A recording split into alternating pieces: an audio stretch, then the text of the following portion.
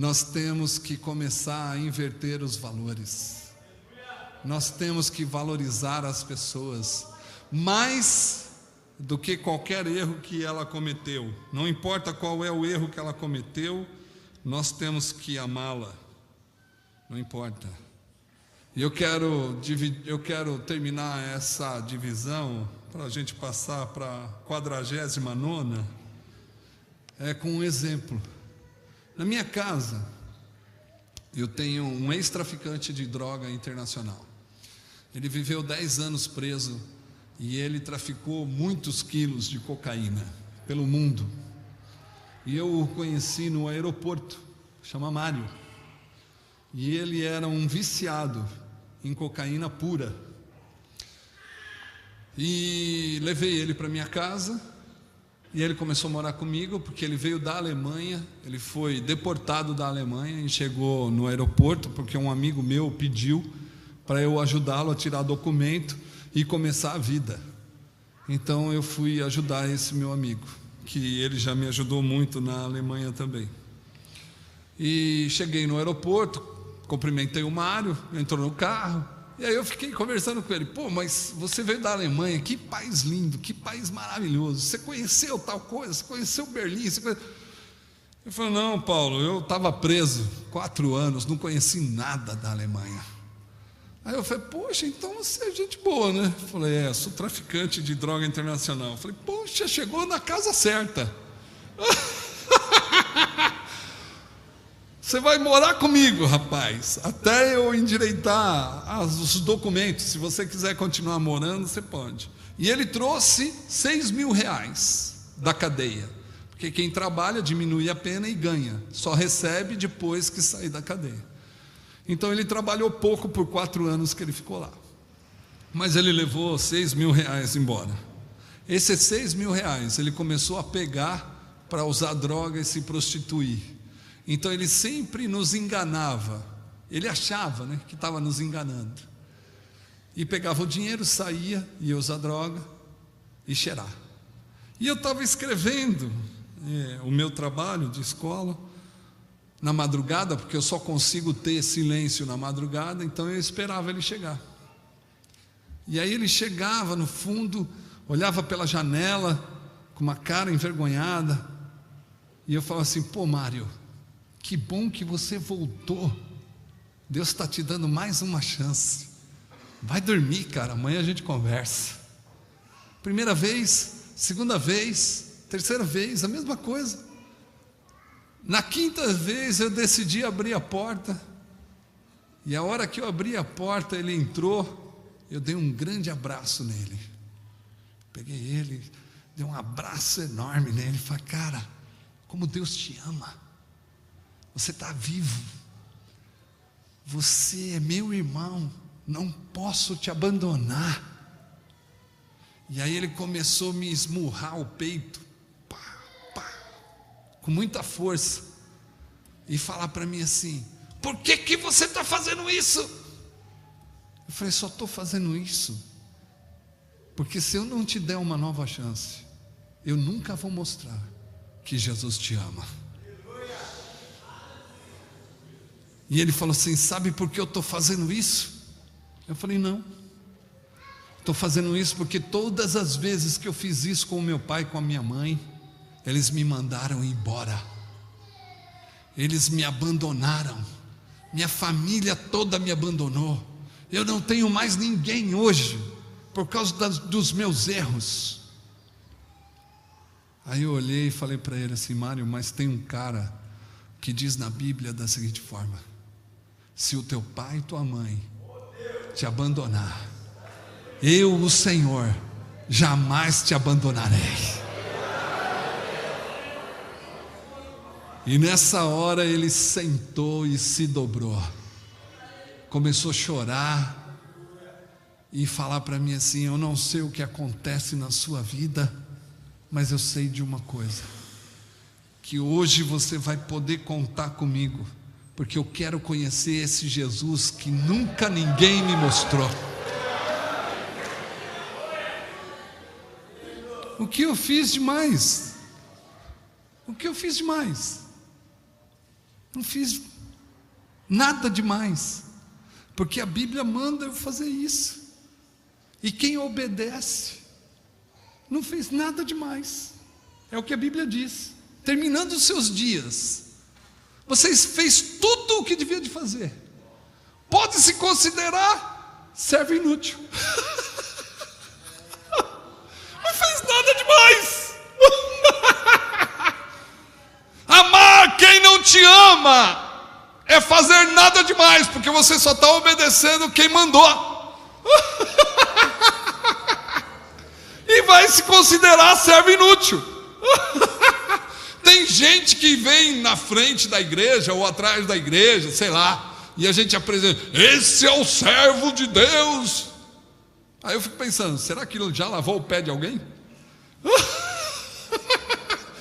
Será que está obedecendo de verdade? Será que está amando ao ponto de dar a vida por ele? Será que está estendendo a mão ao necessitado? Será que está abraçando o inimigo mesmo quando ele vem para te trair?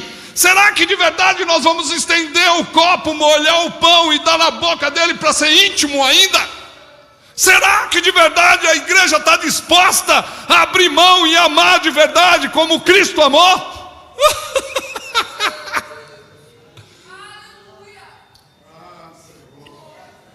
Eu quero dizer que muitas vezes nós deixamos de fazer aquilo que Jesus manda para fazer aquilo que nos agrada ou que agrada àqueles que nós amamos. Nós temos que amar e temos que obedecer esse Deus. E ele fala que a gente deve amar, porque quando eu estava entrando aqui, tinha um irmão lendo João 13, 34, 35. Então, é uma ordem. Quem obedece não fez mais do que obrigação. Pode se considerar no céu, cara, um servo inútil. Não é não? É assim. Então vamos para o 49º ponto, né? Que ainda tem 48 para falar. E aí a Bíblia vai dizer que Jesus, ele se despe no verso 3, sabendo que esse pai tudo confiara nas suas mãos, e ele viera de Deus e voltava para Deus. No verso 4 ele diz: levantou-se da ceia, tirou a vestimenta de cima, tomando uma toalha, cingiu-se com ela e depois começou a lavar o pé dos discípulos. É isso que ele faz. O que significa isso? Ele toma uma posição de servo inútil. Essa é a posição de quem ama, porque ele quer ficar abaixo e nunca acima. Parece que lá em Romanos 12 diz que se você ama, você vai honrar o teu irmão. E honrar o irmão no grego significa levá-lo no ombro, para que ele possa ser ovacionado pelas ações que ele está tendo ou pelo que ele é como irmão. Então não é o cara que está em cima, mas é o cara que se posiciona embaixo. Então nós podemos dizer da seguinte forma: quem ama desce as escadas da autoridade para se misturar com aquele que é irmão em Cristo. Então não importa o que eu estou fazendo ou deixando de fazer, eu tenho que me misturar com as pessoas, porque é ali que Deus quer que eu fique, é ali que Deus quer que eu esteja. Eu quero dizer para você, meu irmão, minha irmã, que eu tinha uma posição razoável numa empresa automobilística em São Paulo. Eu ganhava aproximadamente 35 salários mínimos. Eu tinha um grupo que eu podia mandar e eles faziam tudo o que eu mandava. 17 pessoas eu coordenava. Ganhava mais ou menos, há 20 anos atrás, 17 mil reais. Salário de político, né? Que não gasta com nada. Mas eu estava na minha sala, fechado no meu computador, e uma pessoa com necessidade veio conversar comigo. Eu ganhando esse salário todo que eu ganhava, sendo crente, do jeito que eu achava que deveria de ser. Abençoado por Deus com o salário que eu tinha. E eu só gastava comigo esse salário. E ele veio conversar comigo. E ele era o meu subordinado. Eu falei, eu não posso fazer nada por você, cara. E aí ele desceu as escadas da minha sala, chorando, achando que o cristão podia resolver o problema dele. E quando eu falei que não podia fazer nada, e ele desceu as escadas chorando, eu saí, e quando eu estava saindo do meu escritório, eu me encontrei com Deus. E eu me encontrei com Deus de uma forma poderosa, que esse Deus disse para mim, pode o meu amor estar em você, se na hora de você servir com o seu salário, você não serve? Não é dar 10% não, irmãos. É suprir a necessidade. 10% é para quem é egoísta, né? Para quem acha que está fazendo alguma coisa. Se você está dando 10%, você está só obedecendo. Então você tem que ir além, porque a gente tem que ir além dos fariseus.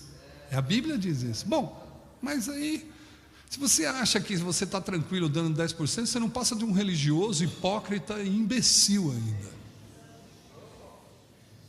Você tem que dar mais, porque Deus, Ele deu a vida. E Jesus, Ele fala para uma mulherzinha que colocou uma moeda, essa deu tudo. Aí eu sentei na cadeira e falei assim, Deus, o que o Senhor quer que eu faça? Ele tem salário,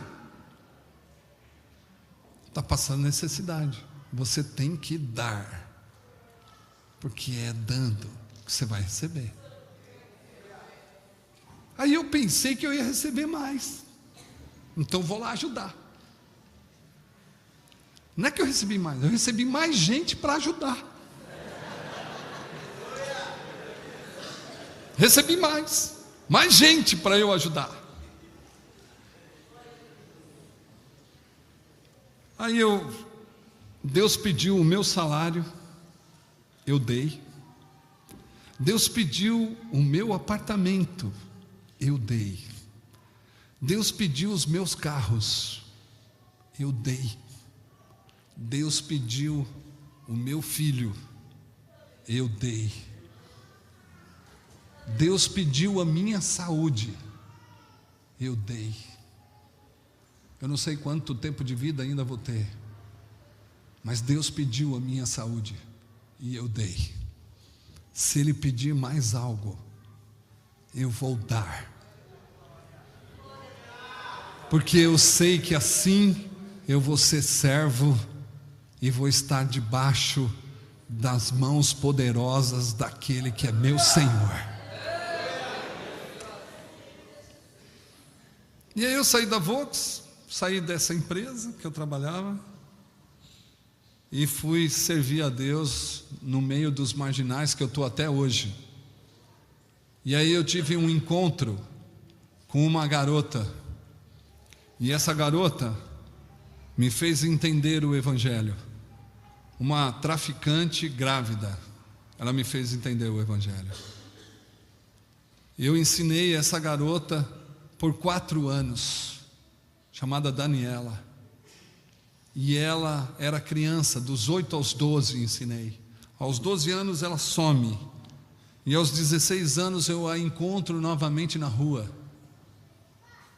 e eu saio correndo atrás dela. Ela entra no prostíbulo, eu entro junto com ela, e pego ela no primeiro andar, e eu começo com toda a ideia reducionista que a gente tem sobre a palavra de Deus, e comecei a condená-la pela atitude que ela estava tendo, de vender droga, de estar grávida, porque eu falei para ela que ela não deveria de fazer isso,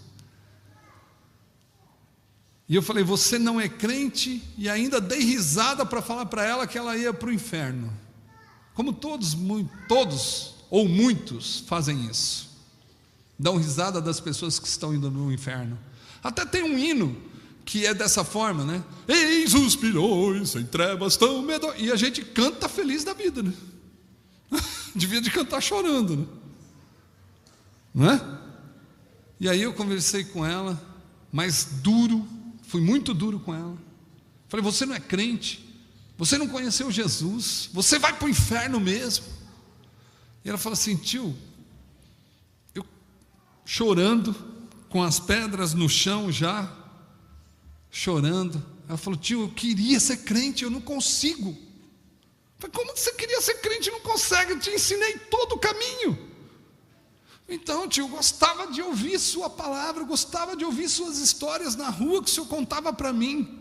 Mas quando o senhor ia embora, o senhor ia para o quarto do senhor dormir na cama. E eu tinha que escolher